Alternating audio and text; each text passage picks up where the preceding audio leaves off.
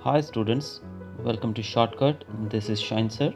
Today I'm going to explain page number 12 from your Social Science 9th Standard book, page number 12, that is chapter number 2, the First World War. The First World War, there were 24 nations. यानी कि जो first world war था उसमें 24 Nations थे जिन्होंने allied Nations को support किया और 4 नेशंस थे जिन्होंने एक्सिस नेशंस को सपोर्ट किया था। जर्मनी जो कि उस समय ज़बरदस्त जीत दर्ज करता हुआ यूरोप की तरफ बढ़ रहा था। जर्मनी ने फ्रेंच आर्मी को बहुत ही बुरी तरीके से तहस नहस कर दिया था। जर्मनी ने काफ़ी सारी सबमरीन वॉर्स भी लड़ी थी और बहुत सारी जो एलाइड नेशंस थे इनकी शिप्स को भी डिस्ट्रॉय किया था। बहुत सारे सोल्जर्स, बहुत सारे सिविलियंस इस युद्ध के अंदर मारे गए थे टैंक्स और पॉइजनस गैसेस के। इसी बीच 1917 में रशियन रेवोल्यूशन शुरू हो गया, जिस कारण से रशिया ने अपने आप को युद्ध से अलग कर लिया। उस समय तक जर्मनी बहुत ही स्ट्रॉन्ग नज़र आ रहा था और इसी बीच अमेरिकन स्टीमर, अमेरिका का एक जो जहाज़ था उसका नाम था लुसिटेनिया, उसके अंदर 147 अमेरिकी सोल्जर्स थे, उसको जर्मनी ने उड़ा दिया। और इसी दौरान जो अमेरिका था उसने एलाइड नेशंस को ज्वाइन किया। यानी कि हम कह सकते हैं कि जब तक लुसिटेनिया को नहीं उड़ाया गया था, इस घटना से पहले तक अमेरिका इस युद्ध में शामिल नहीं था, लेकिन जब उसके स्टीमर को उड़ा दिया गया जर्मनी के द्वारा, उसके बाद अमेरिका भी युद्ध में कूद पड़ा। और अमेरिका के आने के बाद पनामा, ग्रीस, क्यूबा, चाइना और सियाम जैसे जो नेशंस थे उन्होंने भी एलाइड ग्रुप को ज्वाइन कर लिया। और इतने देशों के आने के बाद जो एलाइड ग्रुप था वो और ज़्यादा स्ट्रॉन्ग हो गया और जर्मन आर्मी जो थी वो अमेरिकन जो सैनिक थे, अमेरिकी जो योद्धा थे, उनके सामने ज़्यादा देर नहीं टिक पाई। और जो पोजीशन थी पूरे युद्ध की, अब तक पूरा पलड़ा जर्मनी का भारी था, लेकिन अब सिचुएशन बदल गई थी और अब जो एलाइड नेशंस थे उनका जो पलड़ा था वो भारी होने लगा था। बुल्गारिया ने सितंबर 1918 में, तुर्की और ऑस्ट्रेलिया ने अक्टूबर 1918 में एलाइड नेशंस को ज्वाइन कर लिया और जर्मन चीफ जो था काइजर विलियम वो अपनी पोजीशन छोड़कर भाग गया। जर्मनी ने एलाइड नेशंस के सामने अपना सरेंडर कर दिया और सीज फायर ट्रीटी साइन की, जिसको हम ट्रीटी ऑफ वर्साई के रूप में भी आगे जानेंगे। अब हम जानेंगे इसके इफ़ेक्ट्स के बारे में कि वर्ल्ड वॉर 1 में जब जर्मनी की हार हुई और एक्सिस नेशन सब हार गए तो उसके बाद क्या हुआ, इसके क्या क्या प्रभाव पड़े। इसका पहला टॉपिक दिया गया है आपकी बुक में, destruction of man and material.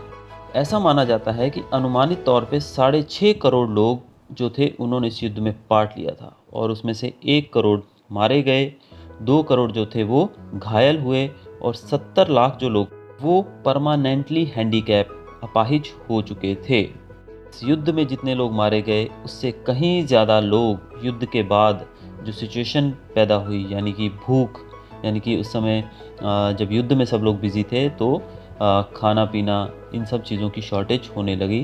तो युद्ध के दौरान और उसके बाद काफ़ी सारे लोग यानी कि भूख से मारे गए। एपिडेमिक यानी कि बीमारियां फैलने लगी। जो लाशें थी, इतनी लाशों को दफनाने का जो प्रबंध नहीं था, जिस कारण से एपिडेमिक बीमारियां फैलने लगी और काफ़ी लोग इसमें भी मारे गए। और इस युद्ध का जो टोटल एक्सपेंडिचर था, जो इसका खर्चा था, उसका तो अनुमान लगाना ही पॉसिबल नहीं था। अब इसका दूसरा टॉपिक है आपकी बुक में जो दिया गया है, सोशल चेंज। अब इस युद्ध के दौरान काफ़ी बदलाव भी हमको देखने को मिले हमारी सोसाइटी के अंदर। जैसे कि युद्ध के समय जो ज़्यादातर जो मैन थे, पुरुष थे हर एक देश के, वो वॉर फ्रंट पे थे, यानी कि वो युद्ध लड़ने बॉर्डर पर गए हुए थे, यानी कि वो भी सेना में शामिल थे। अब इस दौरान घर की जो पूरी जिम्मेदारी थी, जो घर के जो कारोबार थे, वो सब महिलाओं ने संभाल लिए। तो इस प्रकार से महिलाएं घरों से बाहर निकली और उन्होंने अपनी जो रिस्पॉन्सिबिलिटी थी, जो उनकी जिम्मेदारी थी, भले वो किसी भी फील्ड में थी, उसको उन्होंने बखूबी निभाया। और इसी कारण से जो उनका सेल्फ कॉन्फिडेंस था वो काफ़ी बढ़ा और वो अपने आप को मैन यानी कि पुरुषों के इक्विवेलेंट, बराबर का दर्जा देने में कामयाब हो पाई। युद्ध के दौरान जो चीज़ों का प्रोडक्शन था, ज़रूरत की चीज़ों की जो प्रोडक्शन थी वो कम हो चुकी थी। इस कारण से काफ़ी समस्याएं खड़ी हुई, जिसमें चीज़ों की कमी हो गई, फिर लोगों के पास काम नहीं था, अनएम्प्लॉयमेंट जैसी समस्याएं शुरू हुई, स्टारवेशन यानी कि भूख के कारण लोग मारे जाने लगे, जगह जगह हड़तालें होने लगी और लॉकआउट्स होने लगे। इन सब समस्याओं से दुनिया को बहुत ज़्यादा नुकसान हुआ। इन समस्याओं से हर एक व्यक्ति को मतलब प्रभावित होना पड़ा। सबसे ज़्यादा जो ख़राब सिचुएशन थी वो बच्चों की थी। हमारा जो तीसरा पॉइंट इसमें दिया गया है वो the treaty of Versailles that was signed on June 1919। जब वर्ल्ड वॉर ख़त्म हुआ तो जर्मनी ने बिना किसी कंडीशन के सरेंडर कर दिया और युद्ध पे अंकुश लगाया। जर्मनी के सरेंडर के बाद पेरिस के अंदर पीस प्रोसेस शुरू किया गया, जिसमें 58 अलग अलग कमिटीज़ बनाई गई, जिसके 145 सेशंस 145 बार उसकी मीटिंग भी रखी गई। जर्मनी के साथ जो भी एग्रीमेंट उस समय किया गया वो किया गया था मिरर पैलेस वर्साई के अंदर, मिरर पैलेस जो कि वर्साई के अंदर है।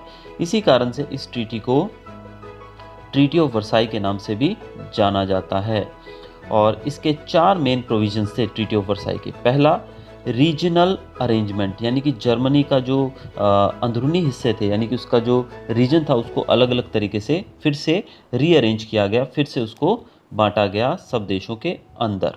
दूसरा था जो रिडक्शन इन ट्रूप्स एंड डिसआर्मामेंट, यानी कि वहाँ जर्मनी की जो आर्मी थी और उसके पास जो हथियार थे उन सब चीज़ों में कटौती की गई।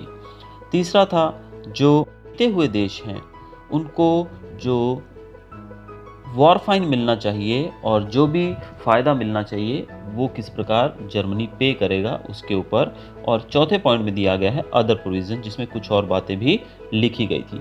अमेरिकन प्रेसिडेंट जो थे वुड्रो विल्सन और British prime minister Lord George, French president Clemenceau और इटालियन प्रेसिडेंट ऑरलैंडो, इन सब में इन्होंने बहुत ही इम्पॉर्टेंट रोल निभाया था इस ट्रीटी के अंदर।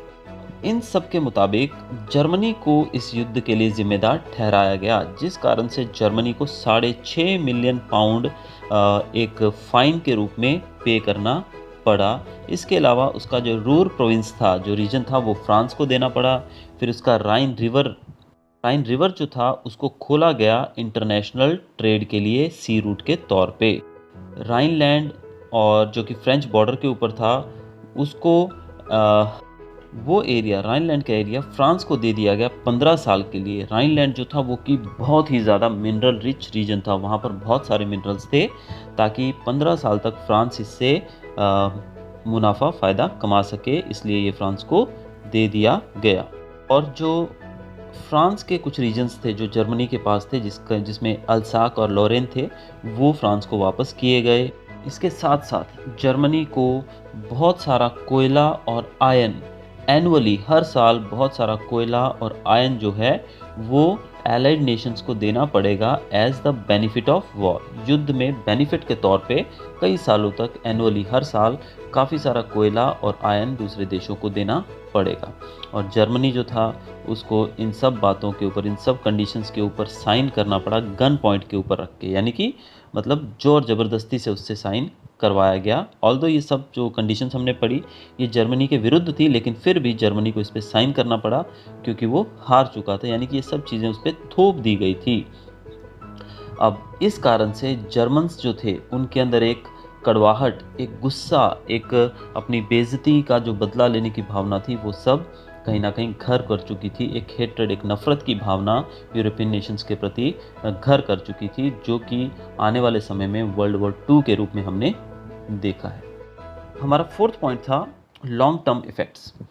अब हमने देखा कि ट्रीटी ऑफ वर्साई के अंदर सब देशों को बेनिफिट दिया गया। जो कि हारे हुए देश थे उनका एक्सप्लॉयटेशन किया गया और जीते हुए देशों ने उससे फ़ायदा उठाया। अब ये सब जो किया गया था ये गन पॉइंट पे, यानी कि ज़बरदस्ती करवाया गया था, तो इससे वर्ल्ड में पीस जो थी, शांति बनाए रखना तो पॉसिबल नहीं था। और इसमें जो सबसे बड़ा मुद्दा ये रहा कि जो रशिया था, रशिया को लीग ऑफ नेशंस के अंदर जगह भी नहीं दी गई थी, जबकि रशिया भी एक काफ़ी पावरफुल नेशन था। अमेरिका ने लीग ऑफ नेशंस ज्वाइन ही नहीं किया था, जो कि league of Nations world war 1 के बाद में बनाया गया था, उसमें अमेरिका ज्वाइन ही नहीं हुआ था और रशिया को उसमें जगह नहीं दी गई थी। तो इसीलिए ऐसा कहा जाता है कि वर्ल्ड वॉर 1 के एंड में ही वर्ल्ड वॉर 2 के होने के बीज बो दिए गए थे। तो ये था हमारा टॉपिक। होप आपको समझ आया होगा। Thanks for watching.